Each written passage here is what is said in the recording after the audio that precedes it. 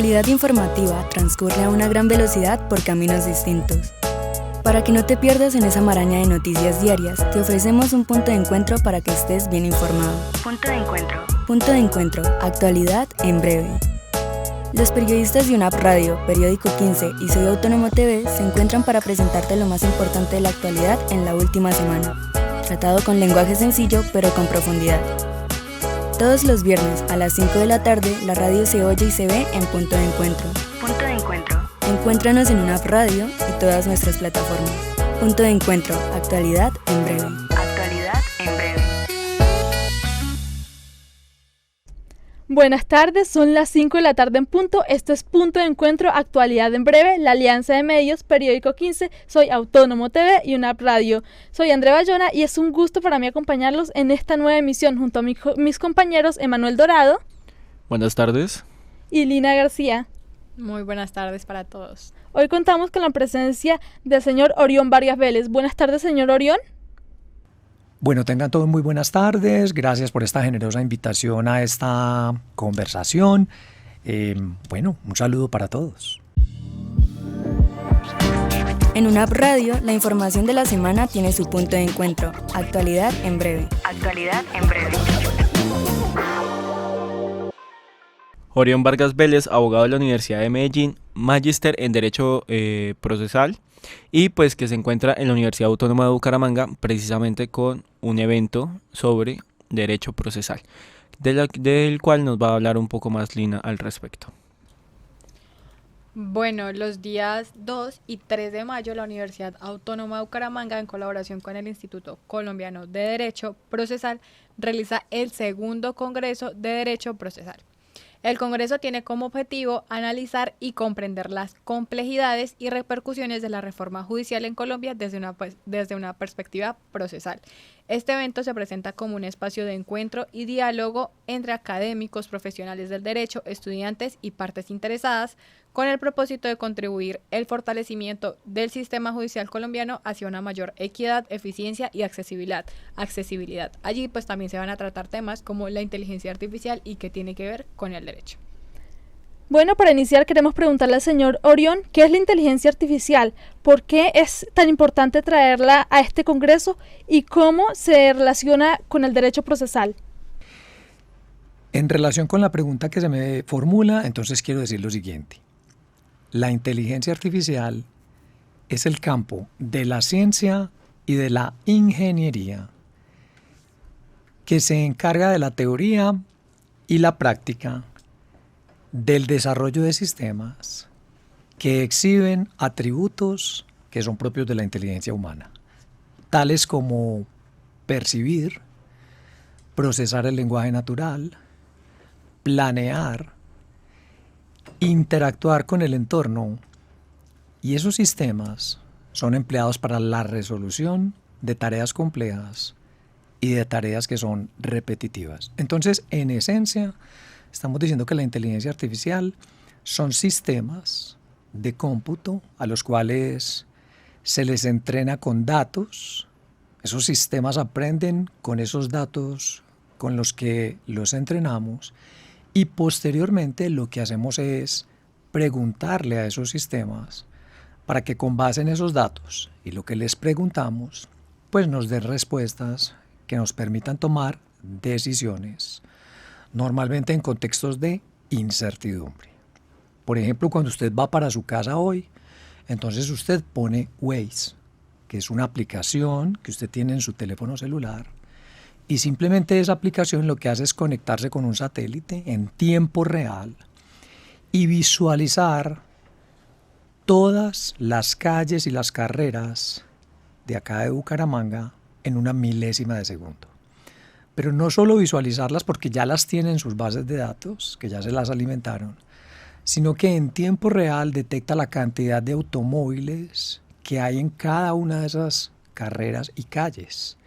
Y matemáticamente traza varias rutas al mismo tiempo posibles para que usted pueda llegar a su casa. Y luego calcula cuál es la probabilidad de que usted pueda llegar muchísimo más rápido si sigue una de esas rutas. Una vez que hace esto, entonces le permite en una milésima de segundo decirle a qué hora exactamente, con ese tráfico que hay, va a llegar usted a su casa. Entonces miren que eso es como un muy buen ejemplo de lo que es la inteligencia artificial, pero en la vida diaria.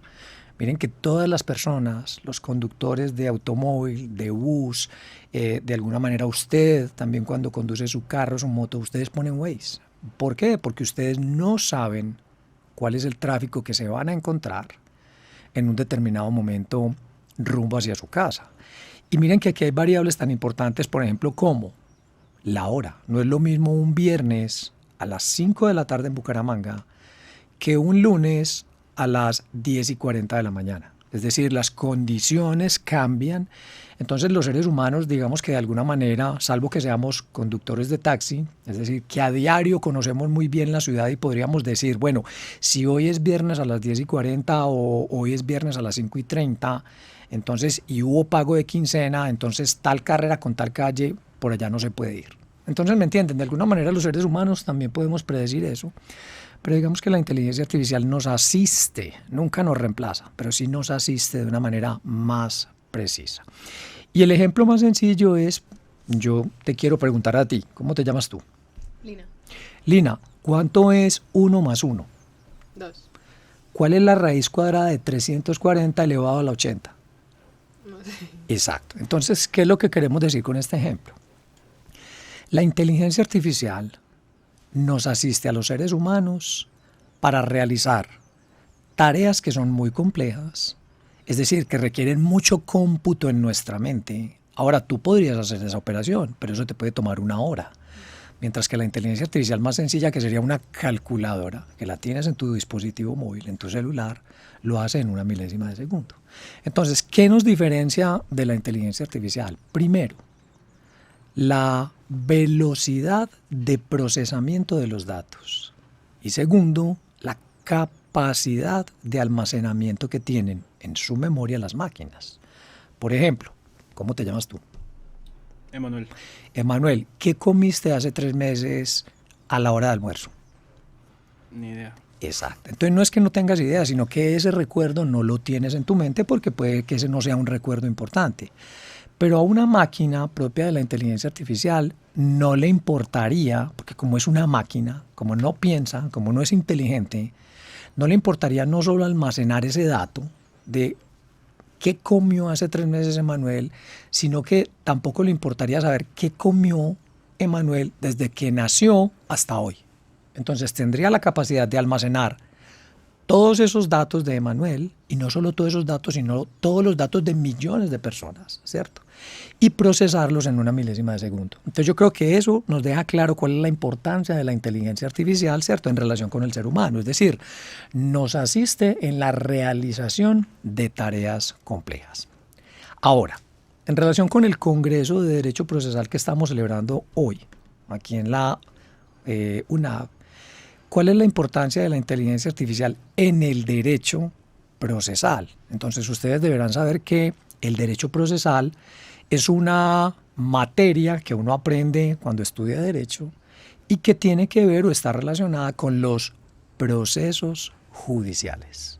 Y un proceso judicial es simplemente un escenario, ¿cierto?, donde hay un juez y unas partes.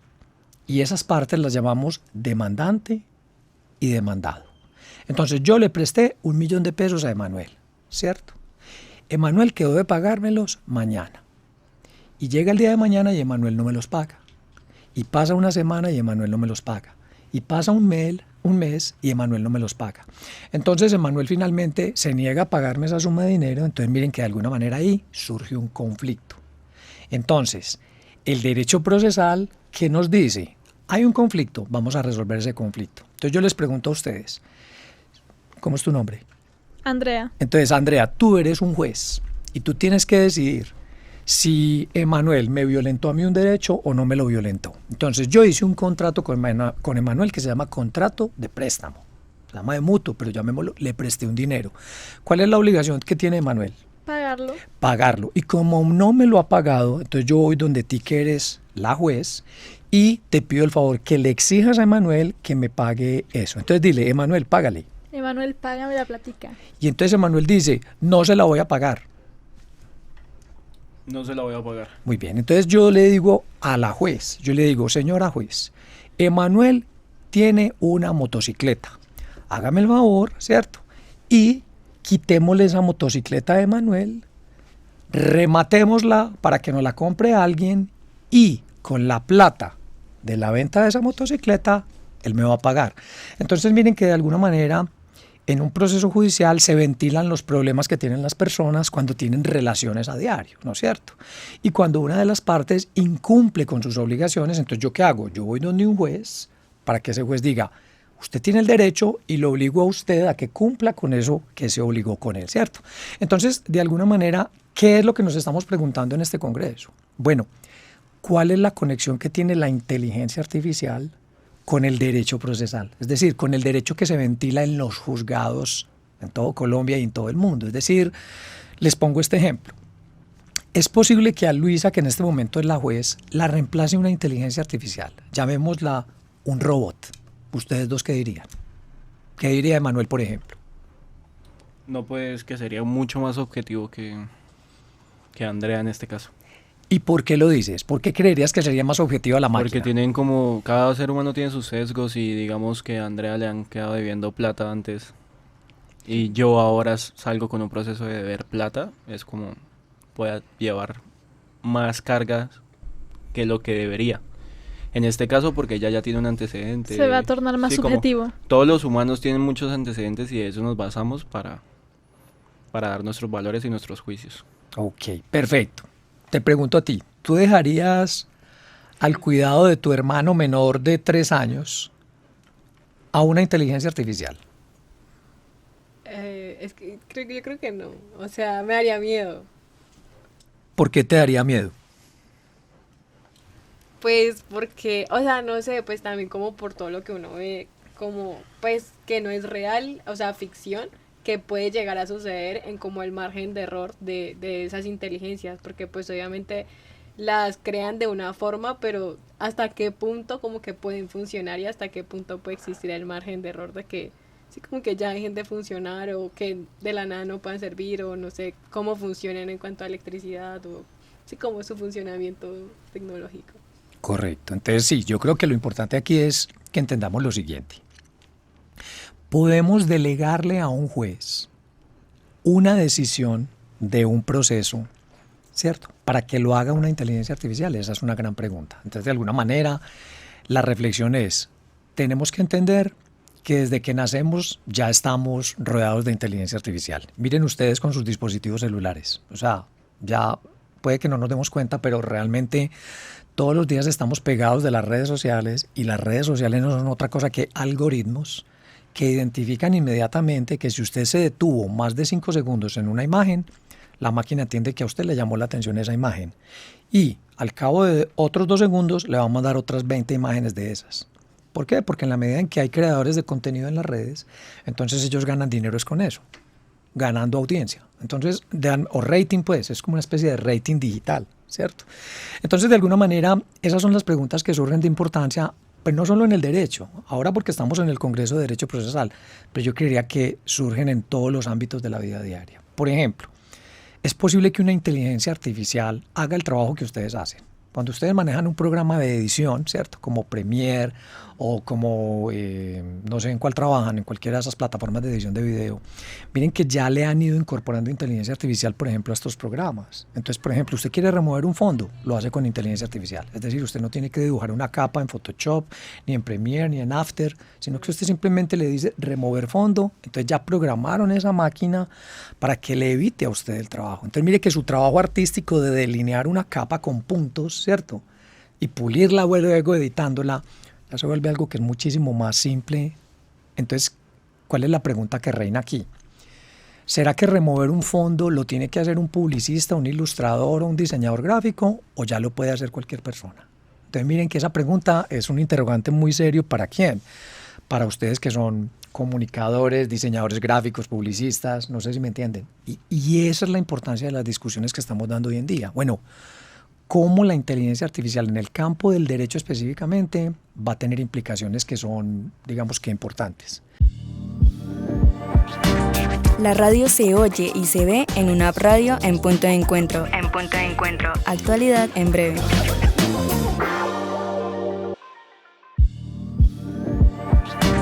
En una app radio, la información de la semana tiene su punto de encuentro. Actualidad en breve.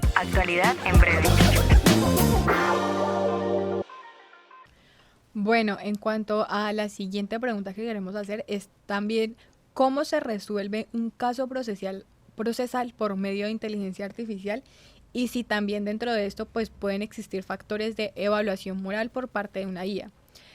También, por ejemplo, si puede existir algún margen de error en cuanto a cómo se le presenta el caso a la inteligencia artificial y si puede existir de pronto algún tipo de sesgo.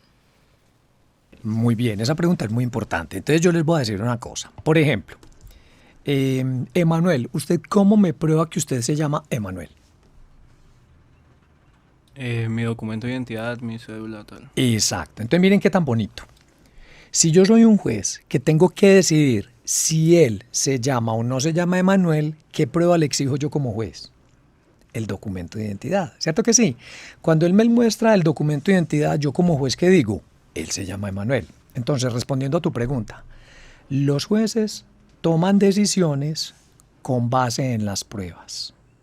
Si no hay pruebas, entonces el juez simplemente no te da la razón. Por ejemplo, si yo le presté ese $1.000.000 a Emanuel, ¿yo qué tengo que probarle a ese juez? Que yo le presté ese dinero. Y yo les pregunto, ¿cómo pruebo yo eso? Con una letra, un contrato. Entonces, con un papel que se llama, por ejemplo, un contrato, una letra, un pagaré. Eso se llama un título de valor. Y eso lo sabemos los abogados y lo saben muchas personas. Pero suponte que yo no te hice ni un pagaré, ni un contrato, ni un título de valor, sino que te entregué la plata en efectivo. Entonces, ¿cómo pruebo yo que le entregué esa plata en efectivo? Ok. No sé si me entienden. Entonces, miren que allí, ¿cierto? Miren que allí hay un elemento que es la prueba. Entonces, una máquina, ¿cómo tomaría esa decisión? De la misma manera que la toma un juez humano.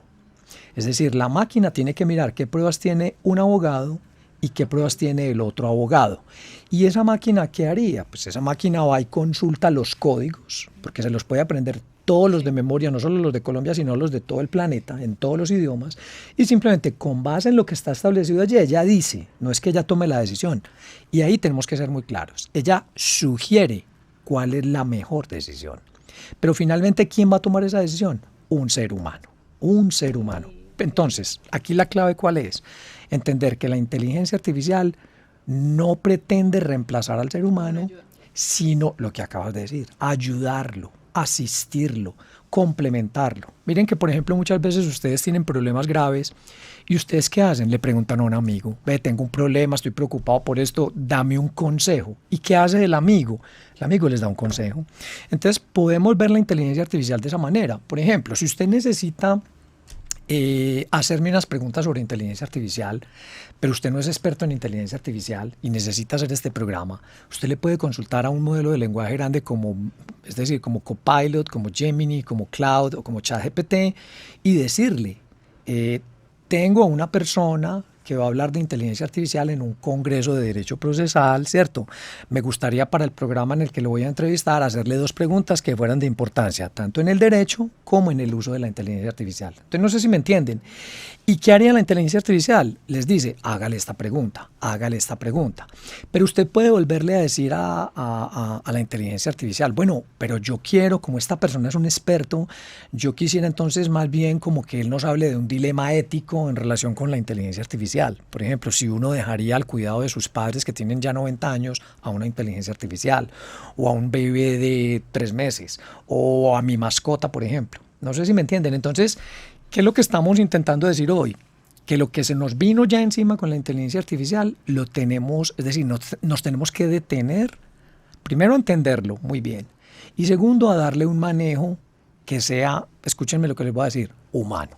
Es decir, la buena noticia, ¿cuál es? Que a pesar de toda la inteligencia artificial que tenemos hoy en día, aún somos humanos. Eso es como lo importante aquí. Y el derecho, ustedes deberán entender que enfrenta ¿qué? Los problemas de los seres humanos. Es decir, no me pagaste el dinero, no me entregaste la casa, no me entregaste la motocicleta, voy a recibir la herencia de mi padre. No sé si me entienden. Es decir, todo lo que nos mueve a diario tiene que ver como con el derecho. Entonces, por eso de alguna manera se hace importante comenzar a incorporar herramientas de inteligencia artificial, sobre todo en la administración de justicia. Digamos, ahí podría llegar a ser un arma de doble filo en cuanto a, o sea, basándose en cuanto a los factores morales. Listo. Entonces, digamos que el tema de lo moral tiene que ver mucho con la cultura, y podemos llamarlo cultura general, o con la cultura jurídica que se haga al interior de un país. Les voy a dar un claro ejemplo de esto. Por ejemplo, yo voy a grabarte a ti sin tu autorización. Listo. Voy a grabarte a ti sin tu autorización. Cuando yo hago eso, entonces yo obtengo una prueba tuya. Pero como yo no te pedí permiso, entonces esa prueba se llama prueba ilícita. Y si esa prueba yo la obtuve así de manera ilícita porque no te pedí permiso, entonces un juez en un proceso no me la va a recibir. Pero ¿saben qué es lo difícil allí? Que esa prueba ilícita es la que dice toda la verdad. No sé si me entienden. Muchas veces usted, para poder demostrar algo, acude a una prueba ilícita, pero la misma ley rechaza eso porque hay una violación de una garantía de derecho fundamental en la Constitución, que es ¿qué? La intimidad de las personas. ¿Listos? Entonces, por ejemplo, en Colombia, esa prueba ilícita, un juez nunca se la va a aceptar en un proceso judicial. Pero si usted se va a otros países en Europa, esa prueba ilícita sí es recibida por los jueces. No sé si me entienden. Entonces, de alguna manera, lo moral tiene que ver mucho con los principios y con los valores que una determinada sociedad en un determinado país quiere tener de presente para todas las decisiones que se toman, ¿cierto?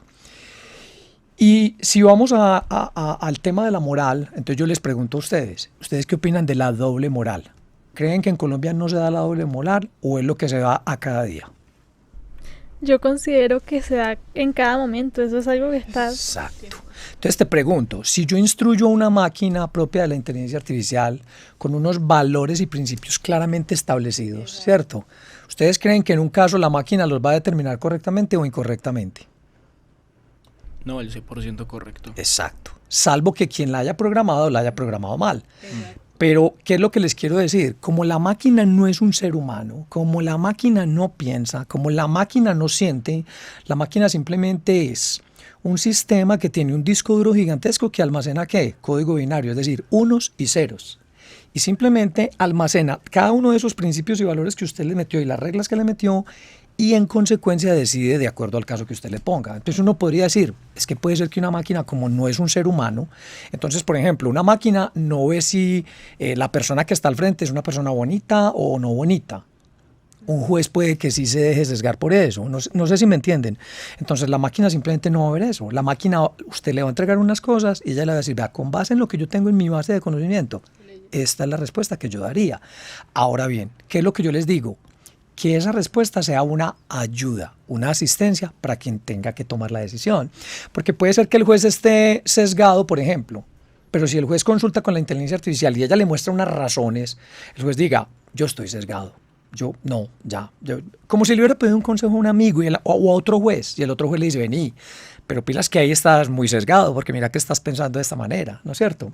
Entonces, vuelvo y repito, esa inteligencia artificial, aún en lo moral, puede asistir al ser humano. Y yo les explico una cosa. Hoy en día, de alguna manera se habla de neurociencia y se habla de neuroderechos. Por ejemplo, ustedes, aunque no lo crean, tienen un nuevo derecho que se llama derecho a tener una identidad digital. Por ejemplo, ¿cómo es tu nombre? Andrea. Andrea, tú tienes cuenta en TikTok. Sí. Y tienes cuenta en Instagram. Sí. Tienes 2 identidades digitales. Y ya tienes un derecho que se llama derecho a una identidad digital en Instagram, ¿cierto? Y tienes un nombre en Instagram. Entonces, Instagram no puede llegar y decirte, ay, no, me caes muy mal, te voy a quitar tu identidad digital. No sé si me entiendes. Sí, ya entiendo. ¿Ustedes habían pensado en eso? Eso se llama un nuevo derecho. Y ese nuevo derecho, ¿por qué surge? Porque los seres humanos cada día nos volvemos, ¿qué? Más transhumanos. Yo no sé si ustedes se han dado cuenta que muchas personas ya tienen extremidades biónicas, tienen implantaciones en el cerebro, aquellos que tienen dificultades visuales para que puedan ver mejor. O sea, nos vamos volviendo seres humanos, pero también un poquito, ¿qué? cyborgs, ¿sí me entienden? Entonces, de alguna manera surgen nuevos derechos y por eso es que es importante en estos congresos de derecho procesal hablar de esos temas relacionados con la inteligencia artificial, porque eso es lo que nos está pasando a diario, no sé si me entienden. Entonces, en el tema de la moral, en el tema de la física, de la química, de la medicina, de la biología, de la agricultura, en lo que quieras, hoy en día ya yo diría que todo está permeado por la inteligencia artificial.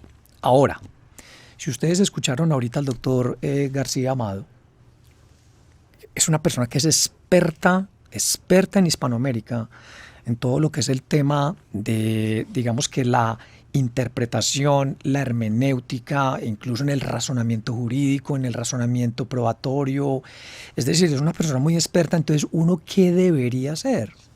Uno debería traer un experto como él, y no solo uno como él, sino varios como él, y ponerlo a hablar con una inteligencia artificial, de tal manera que él sea, y otros expertos, quienes puedan instruir de manera, entre comillas, digamos, adecuada, porque miren que no sabemos ni siquiera qué es lo adecuado, un día creemos que esto es lo adecuado y otro día no, pero sí que esos expertos sean como quienes estén presentes allí en el desarrollo de esas aplicaciones de inteligencia artificial, para que de alguna manera esas inteligencias artificiales, pues hombre, estén fundamentadas en personas con buen conocimiento, y estas personas son personas que tienen magnífico conocimiento, es decir, son estudiosos del derecho, son personas que le han pensado mucho a este tema, que han leído mucho, que han estudiado mucho y obviamente que ya están curtidos y tienen una gran experiencia como para instruir, por ejemplo, de una mejor manera a una máquina. Listo. La radio se oye y se ve en una app radio en Punto de Encuentro. Actualidad en breve.